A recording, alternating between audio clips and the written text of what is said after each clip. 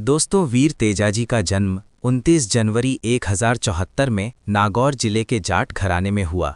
तेजाजी के पिता का नाम ताहरदेव और माता का नाम रामकुंवरी था। तेजाजी का ननिहाल अजमेर जिले की किशनगढ़ तहसील के त्योद गांव में ज्ञानी गोत्र में था। तेजाजी के नाना का नाम दुल्हनजी और मामा का नाम हेमूजी था। ताहरदेव का विवाह त्योद के मुखिया दुल्हनजी की पुत्री रामकुंवरी के साथ हुआ, परंतु जब शादी के 12 वर्षों पश्चात भी संतान सुख प्राप्त नहीं हुआ तो पुत्र प्राप्ति के लिए रामकुंवरी भी अपने पति ताहरदेव से अनुमति लेकर अपने पीहर त्योद के जंगलों में गुरु मंगलनाथ के मार्गदर्शन में नाग देवता की आराधना करने लगीं। 12 वर्षों की कठिन तपस्या के बाद नाग देवता से पुत्र प्राप्ति का आशीर्वाद मिला। उसके बाद रामकुंवरी पुनः खरनाल लौट आईं। समय बीतने पर रामकुंवरी के गर्भ से पुत्र तेजाजी व पुत्री राजल पैदा हुए। रामकुंवरी ने पति ताहरदेव से तेजाजी के जन्म की खुशी में पुष्कर पूर्णिमा के दिन पुष्कर स्नान त्योन के जंगलों में नाग देवता की पूजा की इच्छा जताई। ताहरदेव ने सहर्ष स्वीकृति दी और तेजाजी के जन्म के 9वें महीने पुष्कर स्नान के लिए रवाना हुए। ताहरदेव के साथ उनके भाई आसकरण भी पुष्कर गए। पुष्कर में पनेर के मुखिया रायमल जी भी अपनी पुत्री पेमल के जन्म की खुशी में पुष्कर स्नान के लिए आए हुए थे। वहीं पर आस्क और रायमल में मित्रता हो गई और बातों ही बातों में रायमल जी ने ताहरदेव से तेजा और पेमल के रिश्ते की बात की। ताहरदेव भी इस रिश्ते के लिए सहर्ष तैयार हो गए और उसी समय विवाह का मुहूर्त उसी दिन तय किया। उस समय तेजाजी की उम्र मात्र 9 महीने और पेमल की उम्र 6 महीने थी। रीति रिवाजों के अनुसार विवाह की सहमति के लिए तेजा और पेमल के मामाओं को आमंत्रित किया गया। तेजा के मामा हेमूजी सही समय पर पुष्कर पहुंच गए, परंतु पेमल के मामा खाजू काला को जायल से पुष्कर पहुंचने में देर हो गई। खाजू काला जब पुष्कर पहुंचा, तेजा और पेमल के फेरे हो चुके थे और जब खाजू काला को पता चला कि उसकी भांजी का विवाह ताहरदेव के पुत्र तेजा के साथ संपन्न हुआ है, वो आग बबूला हो उठा। जायल के काला जाटों और धौलिया जाटों के मध्य पुरानी दुश्मनी थी।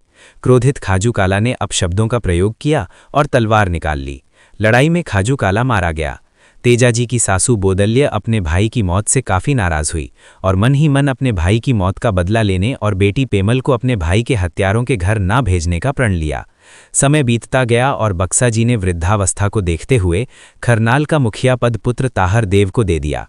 प्रतिदिन की तरह एक बार जब तेजाजी शिवलिंग पर जल चढ़ाकर आ रहे थे, रास्ते में ठाकुर जी के मंदिर के बाहर भीड़ लगी देखी। नज़दीक जाने पर पता चला कि पांचू मेघवाल नाम के बच्चे ने भूख के मारे ठाकुर जी के मंदिर में प्रवेश कर प्रसाद में से एक लड्डू उठा लिया था। इस बात से नाराज पुजारी उसकी पिटाई कर रहा था।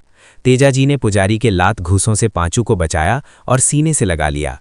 पंडित जी ने गुस्से से बताया कि ये नीची जाति का लड़का है और इसने ठाकुर जी के मंदिर में प्रवेश करना और प्रसाद चोरी करने का अपराध किया है। तेजाजी ने पुजारी को समझाया कि छोटी जाति की सबरी भीलनी के झूठे बेर भी तो आपके ठाकुर जी ने स्वयं खाए थे। तेजाजी ने बताया कि ठाकुर जी का निवास प्रत्येक प्राणी में है, बालक तो वैसे ही परमात्मा का स्वरूप होता है। उस दिन के पश्चात पांचू मेघवाल तेजाजी के सानिध्य में रहा। उसके बाद ताहरदेव का मित्र लाखा बंजारा एक बार जब माल लादकर खरनाल के रास्ते सिंध की ओर जा रहा था, ताहरदेव के आग्रह पर खरनाल में डेरा लगाया। उसी दिन लाखा के डेरे में एक गर्भवती घोड़ी ने एक सफ़ेद रंग की बछिया को जन्म दिया। बछिया के जन्म लेते ही उसकी मां मर गई। लाखा ने नवजात बछिया को उपहार स्वरूप बालक तेजा को दे दी। तेजाजी ने उस बछिया की सेवा की, उसे गाय का दूध पिलाकर बड़ा किया। तेजाजी ने उसका नाम लीलण रखा। लीलण तेजाजी की प्रिय सखी बन गई। समय अपनी गति से आगे बढ़ता रहा। तेजाजी ने अपने भाइयों के साथ पिता ताहरदेव और दादा बक्सा जी से मल्ल युद्ध और भाला चलाना सीखा। काका आसकरण ने तेजा को तलवार चलाना सिखाया। इसी बीच लुटेरों ने खेतों को देखने गए ताहरदेव और आस्क पर धोखे से हमला किया और उनकी हत्या कर दी। यह देख पंचों ने पुनः बक्सा जी को खरनाल का मुखिया पद पर बिठाया।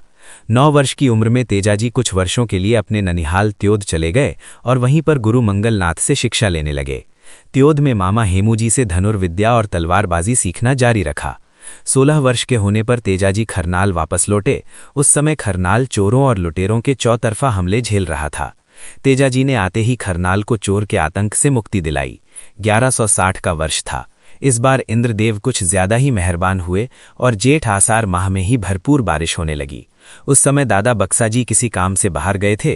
तब माता रामकुंवरी ने सुबह के समय तेजा को जगाया और खेत को बोने भेजा।